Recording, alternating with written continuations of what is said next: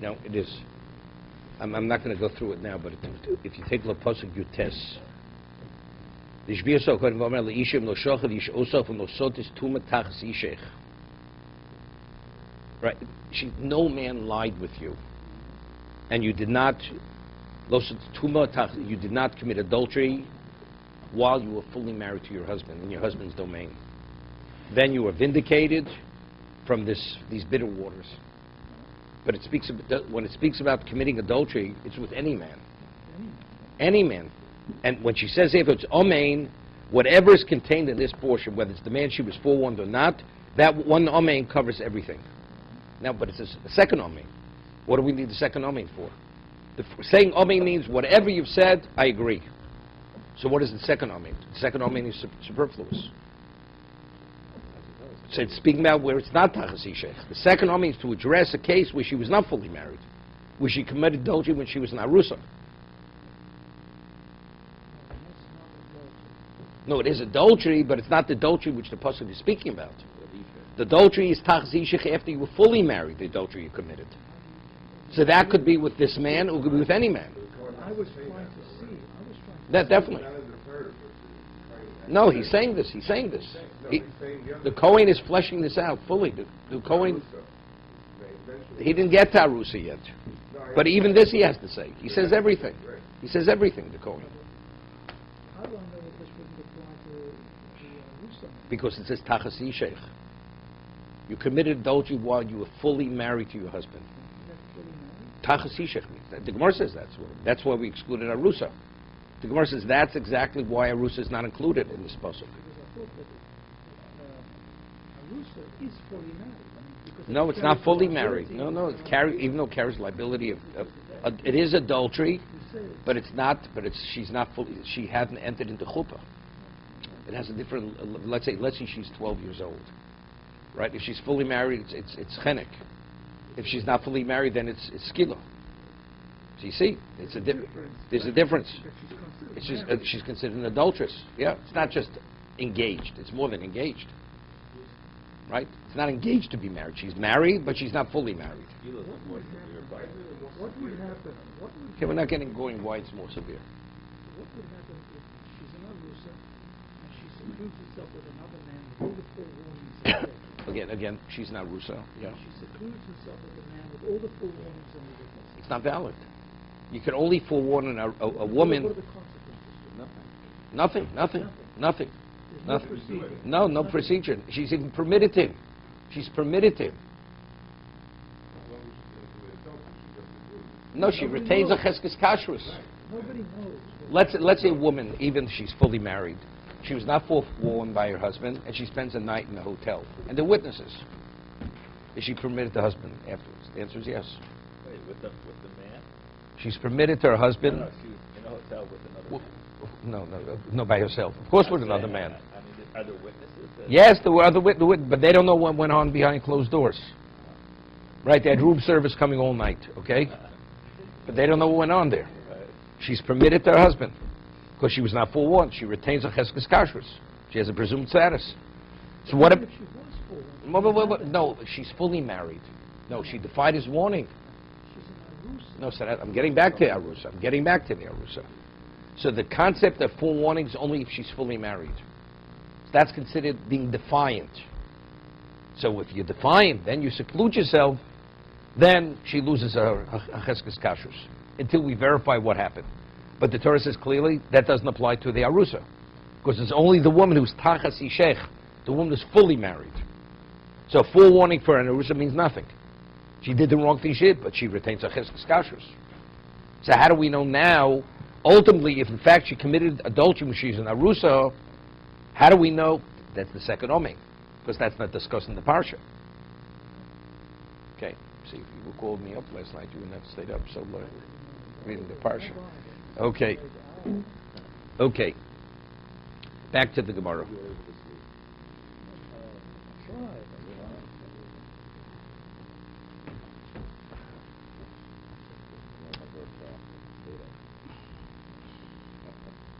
Okay, we're holding Chavches, the third line. Ashkam bevadei. So the Gemara had based Gilgul to apply it regarding a monetary situation based on the Kal V'chomer. So Gemara says, Ashkan Vadai, Sofik Minola. Now we have to do Rashi on this. If it's Vadai, let's say a person says, you owe me $100, and the man denies it. So the claim is a definite claim, right? The man denies it. There's Kofar Akol normally doesn't swear. So if I have two claims against you, I say, I lent you $100, the man says it was $50. This motive in Miktas, he has to swear. And he has an additional claim, I lent you $100, he says, you never lent me that second loan. So once he swears on A, he swears on B. Correct? But each claim is a definite claim. You owe me so much and so much. The man either partial admission or he denies it. What about if a person, you have a situation where they were partners? They were partners. He says, I lent you $100, and he says, if it was $50. And he says, maybe when we were partners, maybe you embezzled. Maybe you justified taking money out of the till, which you had no right. So there he himself is not sure.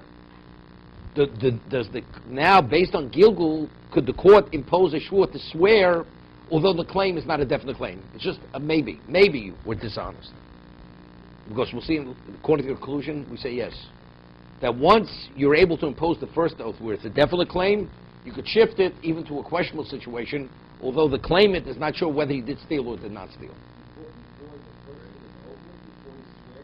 No, he swears A, and they take him to B. He swears, I only owe you 50. Well, Rashi asked that question. We'll see. We'll discuss this in a minute. We'll see. But we'll see. Because that's the reason why I said we have to see Rashi. Okay?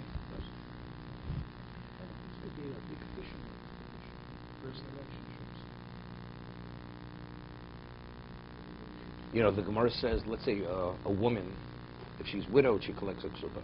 She takes a ksuba. So the Gemara says in ksubis that the orphans,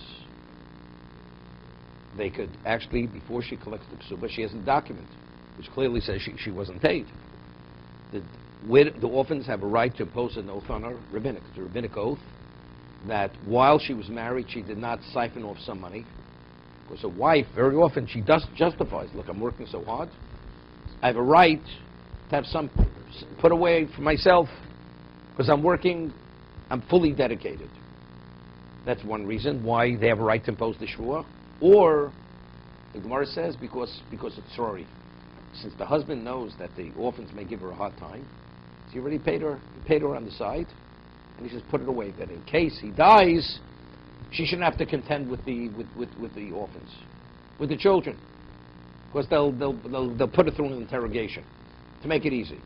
So for either of these two reasons, that's the reason why the heirs have a right to impose the shvua on the wife. So again, there it's not clear, but there I don't need gilgul, because that was the original takana. They enacted that oath independent. I don't need a gilgul to bring that about. Here we're speaking about going from a situation of definite to a situation where it's questionable, which normally independent you can't impose the oath there. But once I begin adjuring you on one, I'm able to shift even to a situation where independently I cannot impose the oath. So when I said it's like a fisherman's situation, two men have been doing business for 30 years. And in the 30th year they had a dispute about whether the loan was repaid or not. So the claimant says, and I'm going to make you swear that during these 30 years you never took a penny from me that wasn't yours. He has no right. Did you say? No, this is with a gilgul. I said, with a gilgul. Why not? Well, he has a right. He has a right. So go back in 30 years. No problem. If you didn't, you'll swear you never took a penny. That wasn't rightfully yours. If you're honest, why shouldn't you swear? If I were asked to swear that, I'd have to think to myself long and hard. Let's suppose I'm an honest man, and I'm doing business honestly. So you would I take a paper clip? No. So you would say, this is what you would say. According to my best knowledge, I did not take anything that wasn't rightfully mine. That's it. We're talking about embezzlement. We're not talking about a paper clip. We're not talking about paper clip. It's dividing profits. You took profits which were not rightfully yours. You took more than your share. That's what we're talking about. So the person says, according to my best recollection, I don't remember ever doing such a thing. The Gemara says, let's say a person, interesting Gemara in Shavuos. Interesting Gemara in Shavuos. there were two Amoroim. They were the students of Rabbi Yehuda. And each one had a different recollection of what Rabbi Yehuda ruled. Did he rule mutter? Did he rule asur? One says, I swear he ruled mutter. It's permitted. The other one says, I swear he ruled asur. And so one of them is mistaken.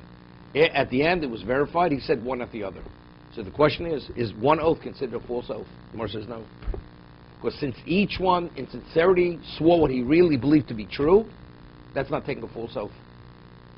So if a man says, to my best recollection, I don't remember ever taking anything that was not right in mine, he's not taking a false oath. Because truthfully, that's what he believes. He never took anything. It's not he knows differently, he's swearing falsely. That case is not the same case. There the man is saying, to the best of my knowledge. The other case is the man is saying, I heard. But he made a mistake. Facts he couldn't have heard. So same thing over here. He said, I heard, but you didn't hear. You heard mutter, but according to recollection, it's also. It's the exact same thing. Why isn't it the same thing? It's the exact same thing. There the man was adamant.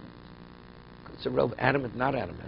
Here, the man is not But it says because truthful and not truth is what you truly believe. The man says, I truthfully believe, according to my best, I did not take anything that was not rightfully mine. So in his mind, he has no doubts. If he says, I may have, that's something else. I may have taken something. I may have taken profits which are not rightful, that's something else. He's according to my best recollection, I did not. You're saying, I swear I did not. I swear, according to my, but that's what he says. The difference between the best of my recollection. These two that are arguing, they did not say that. According to my best recollection, I swear that I heard this. What? They didn't say it. Because then I would say it's a top of the text. They were saying, this is what I heard. This is This best. is what That's always best recollection. Don't swear, that says I swear, that it infers that he means to the best of his recollection, or does he have to say to the best of my recollection? That say I swear. A person's a motive that makes us. More person's a motive makes us. No, if he's saying I swear that I didn't do it, does that mean The Gemara said the cases in Shavuos where a person says, we say, "Kolam lo lovisi kolam lo parati." Person says, I lent you money, and he says, I paid. He's believed to say he paid, right? What about if he says, I never borrowed? He says, I never borrowed, and then he brings witnesses that he did borrow. Then he has to pay, because if you claim you never borrowed, you definitely didn't pay, based on, even though you may not be lying, you forgot that you ever borrowed. You forgot that you ever borrowed. So it's not what's saying that you swore falsely, right? You don't recall you borrowed. So if you didn't recall you borrowed, you definitely didn't pay. So you have to pay. So Mara speaks about a case over there. A person says, I lent you money. He says, I paid. And he says, I paid you at a certain location. At a certain location. And afterwards, witnesses came and said that he was never at that location, or whatever it was. So Mara says, there's certain things which don't even enter, they don't register in a person's mind. He says, I lent you at that certain location. He says, I was never at that location. So witnesses came and they said, the man, we could testify, he urinated in that location. That's the case of the Gemara. So Gemara says, when a person urinates, does he consciously recall the location he urinates? So for what he says, he was never at that location. It's really he's honest, because when he urinated there, it never registered that he ever urinated there. Therefore, that's not called he's lying. He's not lying. So to one's best recollection, that's sufficient. You don't need more than that. Okay, I'm not going to belabor it. I just want to get back to the Gemara. No, the Gemara. No, there is a case. The Gemara has that. What you're saying, the Gemara Shavuos, right? Okay, let's get back to our Gemara over here. So it says over here. So Rashi asked the question. Sofik minayin.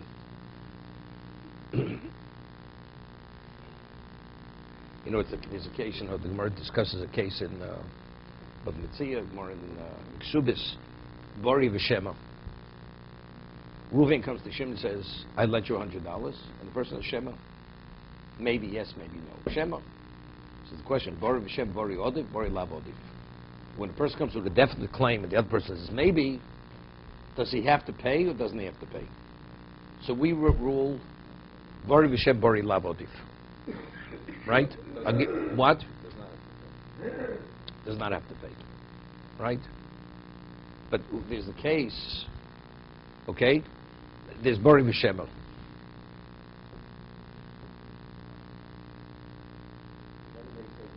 One second. Sovik will get Sovik minayin tiny shemako shuas hashutfim varisin shecholko.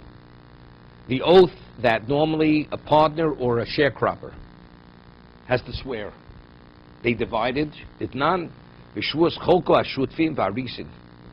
And yochal meaning once they divided, and after they divided, he comes with a claim afterwards. Before they divide, the partner could say, before we divide, I want you to swear that until now you didn't take more than you were supposed to take. He could. That's a rabbinic shua.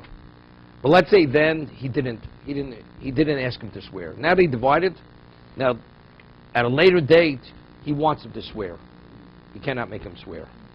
But now we have a situation where he has a claim where he could make him swear. Could he now go back and revisit that time when they were partners to make him swear? That's what we're discussing over here. We learned that an obligation to swear came about as a result of another incident. So we say he has to swear on everything. Alma sofik na megalglin. Gemara says menolan. What's the basis for this? 1 second. The now the question is, now Rashi's addressing our question. What was the case of Sota? A woman goes and she defies her husband's warning. She secludes herself with another man. It's a suffix. Did she commit adultery? Did she not commit adultery? So we shift. She swears on that, and she swears maybe she didn't commit adultery when she was Narusa, which the husband has no idea. He has no idea what went on behind closed doors. He has no idea whether she ever committed adultery with anybody else at any other time. Correct? So he says over there, Koshu was a suffix. Where do I begin adjuring her? From a questionable situation. I'm going from suffix to suffix. What is the basis to begin imposing the oath? It's not a definite claim. It's a questionable claim.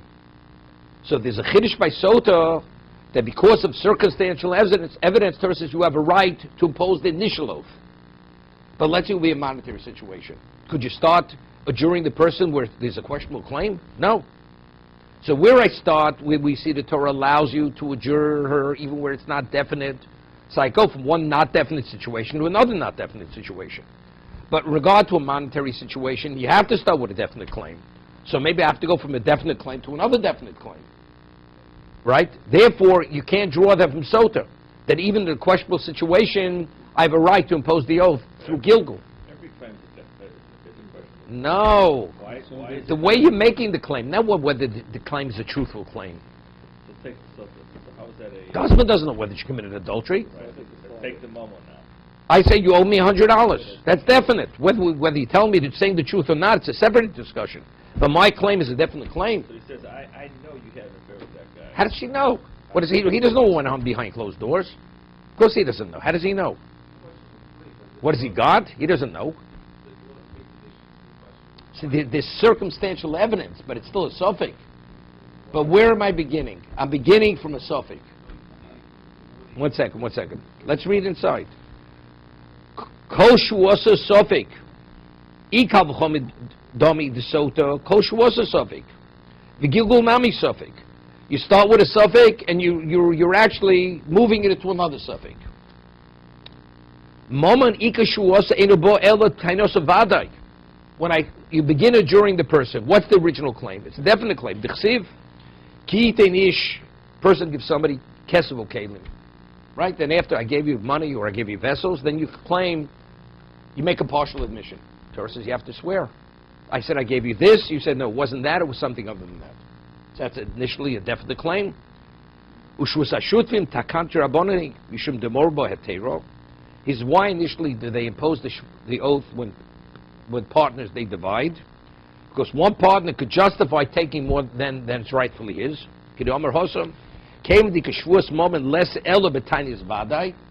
Since all oaths, monetary oaths, is always with a definite claim. So when I adjure him in another situation, the claim also has to be a definite claim. So that's our question. Sota would not be a model to draw from because there everything starts with a questionable situation. The initial sure. It's questionable. No. Because if the other party is a suffix, then the whole thing is a suffix. Even though he's saying it's a valid, it's still a suffix. Claimant always has to come with a definite claim. You definitely owe me money. But we have to talk about the context where the Torah states where you have a right to impose the oath. I said I gave you 2 kalim. You said you gave me 1 kli. My claim is a definite claim. You deny it. Am I telling truth in that? That's shvur. The oath will determine that. You don't want to swear, that means that then you have to pay. You may have made it up. It doesn't make a difference. But the claim, what is the context of the claim? Definite. You definitely, I gave you, you deny it. Here I'm not sure. Torah doesn't speak about an oath where you're not sure. I may have given you 2 vessels.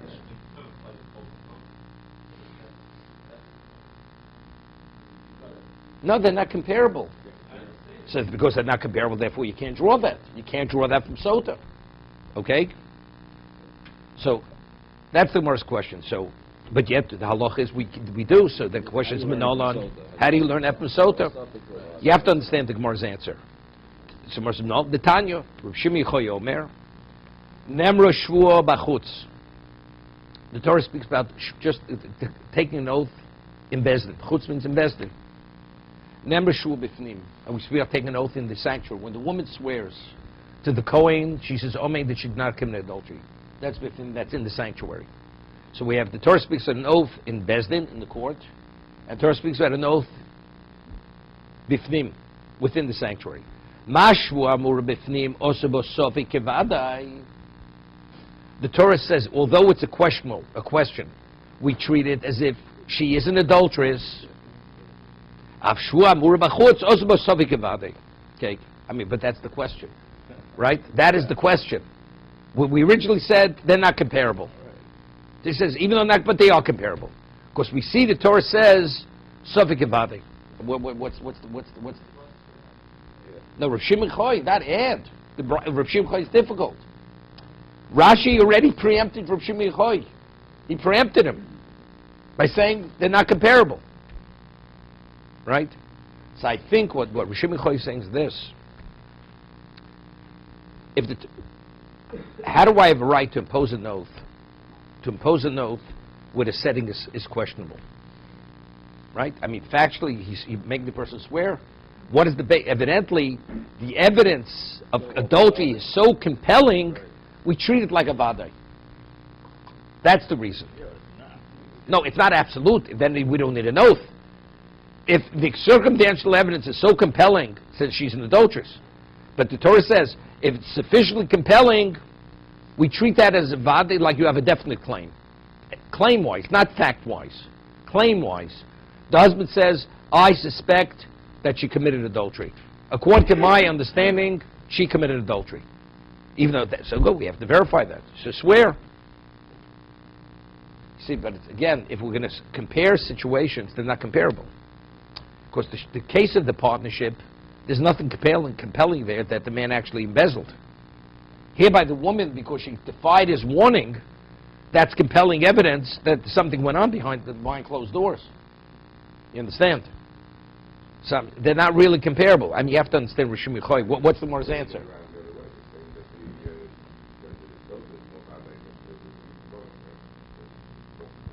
The second case, the case of Shutfim. The case of Shutfim, the case of the partnership. That's more compelling than the partnership. So if that's the case, again, they're not comparable. So the Gemara, you have to say, but the Gemara is saying, nevertheless, since it's not definite, it's still classified as suffix, therefore, I can impose the shvur. No, he's living, we'll see Tosa, it's a memotzina. It's a memotzina. I mean, Tosa says clearly, I find A, shvur by A, and there's no reason to differentiate between A and B, therefore I apply it to B. But he says Sofi Kavade. Sofi Kavade. There's a difference. Yeah. Difficult. Difficult. Difficult. No, it's a Tosis. Kal v'chomer I still need. No, this is post Kal v'chomer. This is post. Tosis explains it. Definitely. Of course, the Tosis asks, if it's a valid memotzi, what do I need a Kal v'chomer? I need the Kal v'chomer to tell me Momon could be learned from Yisur. Now we have variations. So the Memotzinu says that's how I compare them. It's close enough to compare. But what I want to just conclude with Tosis at the end says, V'omer Rebbe, he's quoting his Rebbe Tosis, Omer Rebbe, Shalo al kos sveikus magalgalim. A person can't just make up a story and says, you're swearing this, I want you to swear in some far-fetched situation.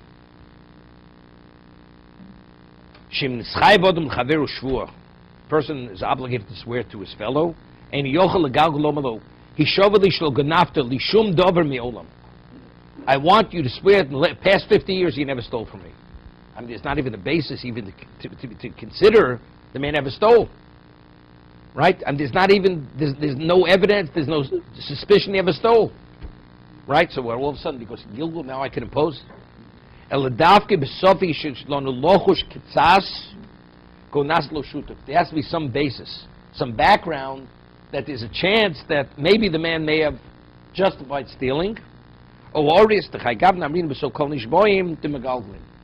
if it's something where there's not even a basis to say it, then there's nothing to talk about. He makes the first claim against his partner that you stole from me. Are we saying then the last 50 years he's not able to make that claim? He's not able to find out if he stole from Two partners are partners. In every partnership, there's a chance one justifies taking what's not rightfully his. I'm working harder than you are. He has a right. Now, one partner has another dispute with his partner. Motiv makes us. There, he can impose the shvur. Swear that you did not take what wasn't rightfully yours. That he could impose, because there's a basis to be more heter. So he's not, but he can't go back 50 years to find if he stole. Yes, 50 years ago back. Why not? They were partners. That he could. But let's say we have nothing to do with one another. I say, I lent you, yes. I want you to swear you never broke into my house. Right, exactly. I mean, that's insanity. Why should he even suspect I went into your house? I took something. So there was a Sheva Brachas, and I found one of a set of cutlery was missing. You had 100 guests. Well, why are you picking on me? Right? The risk is more like the partner. Somebody once told me that he quoted the Shach. There's a we don't have chasnas in houses. We have it in the hall. Why? Because in the olden days they used to have homes. People were poor. At the end of the meal, the dishes were missing, silver cutlery was missing. Said, we don't get married in homes. It created serious problems.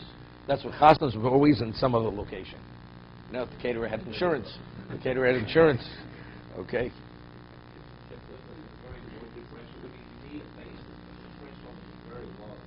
As long as there's a consideration that the person may have, that's sufficient. Yeah, right? You say if someone's suspect today, then suspect in the No. But let's say you had a situation, the person was brought up on charges, and for some reason the court ruled there wasn't enough evidence to convict him. But there were strong suspicions that he actually was a thief, but we couldn't convict him.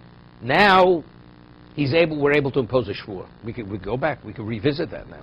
So, the newspapers now, this man was found guilty yesterday, inside the court. But they got him on two instances. But he's been in business for 13 years. And there's a presumption, twice, it was many times. So then a case like that, they could impose and say, swear that you never Sure. did it ever. Correct, right, In your entire career. right. That's the question. That's it. Because we have strong suspicion that he did. Right. You go back now. So if he swears, it's a question of perjury. For perjury, they could. Yeah. you used an idea. If you make a claim, I owe you $100, and then I say no. I want you to hear Howard's question. David. It was only $50. All right. The admission was 50. Right. Now I have to swear. Am I swearing on the 50, or am I swearing on the other 50 that you claim? What am I swearing on? No, the 50 is motive is Hodos Baldin. You'd have to swear. That's admission. You're swearing that what you don't owe. What I don't have. So that's what you owe, the man has to pay. So it's something that's definite and then not definite, right? It's the same thing. It's amigo. No, I only paid 50. You say. But when Howard learns the Zikin, it's all the Zikin, no, not just one line. Amigo. The man made admission, he owes 50. So does he have to pay 50? I'm swearing on the other side. You're swearing what you don't, that you don't know. What's your claim? The man's not claiming. The 50 you admit, we're not talking about the 50. It's the additional money. I hear it. So there's a definite and a question. A definite. So what do you swear to verify what? To verify the question. What's definite doesn't have to be clarified. I'm willing to give you the 50. Right. But the other. But the man wants more than the 50. Right.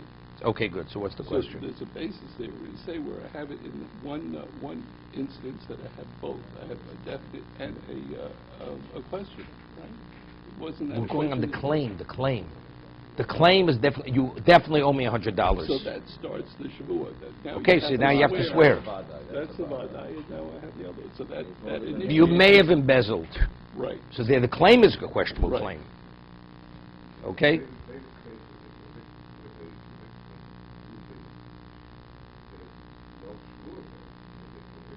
No, he's saying, let's say, but he's saying, but let's see. If he was swearing on A, right, swearing. Right. No. What David is saying like this. He was convicted on 2. Now you have a case of motive and makes us. Now you want to swear on the previous times. No, not the 2 cases you were convicted on. He was Kofer HaKol. On the previous. On everything. He was brought to trouble. He denied everything. Wait. This person said he denied, but he was found guilty. Okay, good. Now we have basis to suspect it was previously, but we can't convict him on the previous cases. Now we have a new case where the court could impose an oath on him. Right? Definite. A motive mix us. Now the court says, you know something, now we want to go back and revisit the previous times. So we're starting with a shur, now we're shifting. Yeah, of course. No, there's nothing to, you have to, no, definitely, not a question.